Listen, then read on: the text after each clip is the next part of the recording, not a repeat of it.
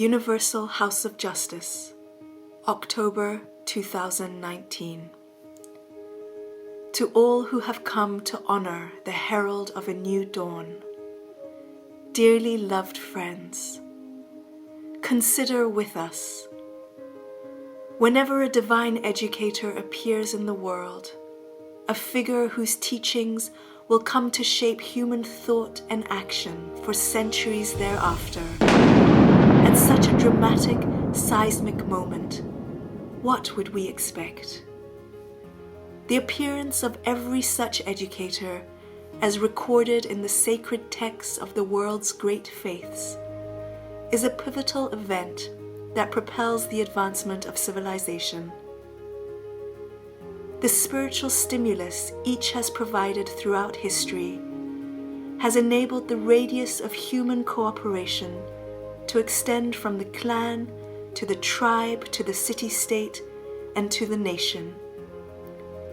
And each of these great teachers promised that in time another divine figure would appear, whose advent should be anticipated and whose influence would reform the world. No wonder then that the coming of the Bab, whose birth 2 centuries ago we now honor, gave rise to unprecedented ferment in the country where he was born. The moment of his appearance, like the appearance of all such figures, precipitated the release of powerful spiritual forces, but there was no accompanying spectacle. There was, instead, a late evening conversation in a modest Persian dwelling between a student of religion and his youthful host, during which that host revealed that he was the promised one, the divine educator his guest had been seeking. "Observe attentively," he remarked. "Might not the person intended be none other than I? It is this youth, the Bab, that we acclaim as the one whose coming, after an interval of 1,000 years, shed the light of divine guidance once again upon the human world." From this first moment unfolded all that has since come to pass. The Bab's writings flowed profusely from his pen, disclosing profound truths, dismissing superstitions that held sway in his day, urging the people to recognize the significance of the times, castigating the hypocrisy of their leaders, and summoning the world to an exalted standard of conduct. "O peoples of the earth," he declares in one of his major works, "verily the resplendent light of God hath appeared in your midst, that ye may be guided aright to the ways of peace, and by the leave of God step out of the darkness into the light and onto this far extended path of truth." His influence spread with extraordinary rapidity, reaching beyond the limits of Persia. Observers were astonished alike by the fast-swelling numbers of his followers and by their deeds of unsurpassed bravery and devotion. Accounts of the Bab's life, the swift arc it traced, and the tragic drama that ended it, induced curious souls to travel to Persia and investigate further, and inspired a range of artistic tributes to his person. The brilliance of the light of the Bab seems the more dazzling when set against the darkness of the social milieu in which he appeared.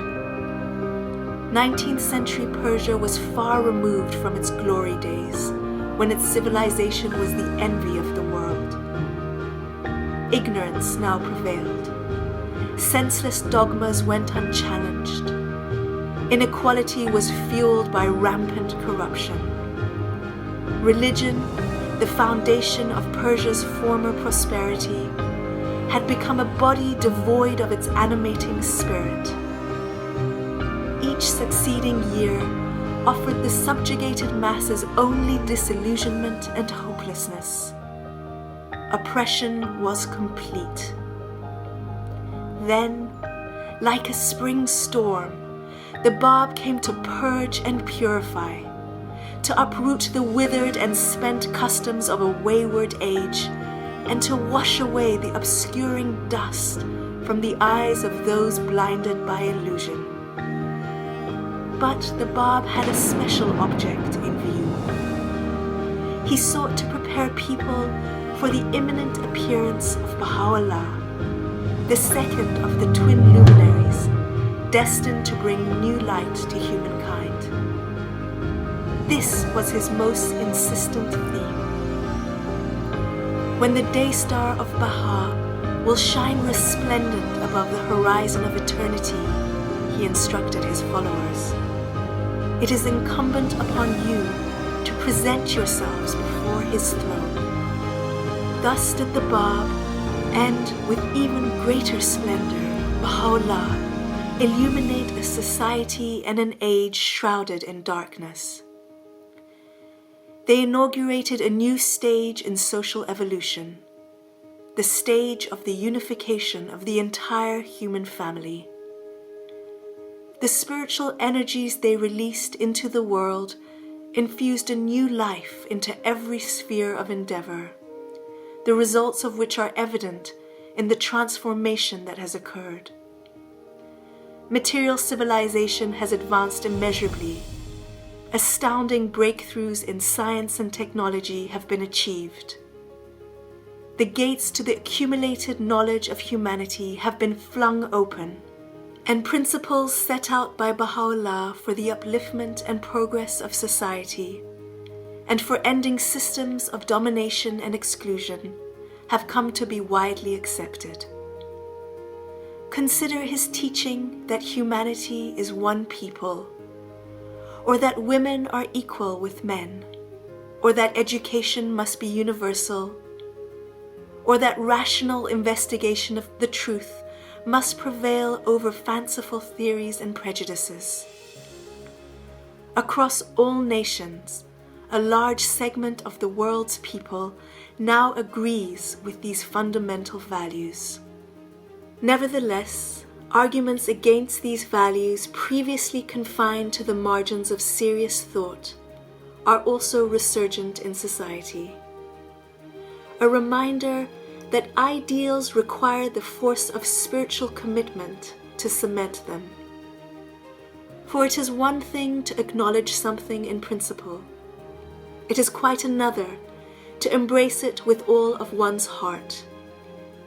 And harder still, to refashion society in ways that give collective expression to it. Yet this is the aim of communities emerging across the globe that are patterned on Baha'u'llah's teachings. These communities are striving to focus the light of those teachings on the chronic problems that afflict the societies around them. They are devising programs of practical action centered on spiritual precepts. These are communities that champion the education of both girls and boys under all circumstances, that subscribe to an expanded conception of worship, which includes work carried out in the spirit of service, that look to spiritual aspirations rather than self-interest as the ever-flowing springs of motivation, and that inculcate a resolve to advance individual and social transformation. They seek to bring about spiritual, social, and material progress simultaneously. Above all, these are communities that define themselves by their commitment to the oneness of humanity. They value the rich diversity represented by all the world's kindreds, while maintaining that one's identity as a member of the human race has precedence before other identities and associations. They affirm the need for a global consciousness, arising from a shared concern for the well-being of humankind. And they count all the peoples of the earth as spiritual brothers and sisters. Not content with simply belonging to such communities, Baha'u'llah's followers are making constant effort to invite like-minded souls to join them in learning how to put his teachings into effect.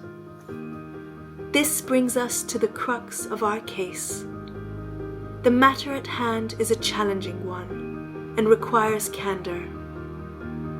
There are many noble and admirable causes in the world, and they arise from particular perspectives, each with its own merit. Is the cause of Baha'u'llah merely one amongst them, or is it universal, embodying the highest ideals of all humanity? After all, a cause that is to be the wellspring of enduring justice and peace, not for one place or one people, but for all places and all peoples, must be inexhaustible, must possess a heavenly vitality that allows it to transcend all limitations and encompass every dimension of the life of humanity. Ultimately, it must have the power to transform the human heart. Then let us, like the Bab's guest, observe attentively. Does not the cause of Baha'u'llah possess these very qualities? If the teachings brought by Baha'u'llah are what will enable humanity to advance to the highest levels of unity, then one must search the soul for the right response. The multitudes who recognized the Bab were summoned to heroism, and their magnificent response is recorded by history. Let everyone who is awake to the condition of the world and to the persistent evils that warp the lives of its inhabitants heed Baha'u'llah's call to selfless and steadfast service, heroism for the present age.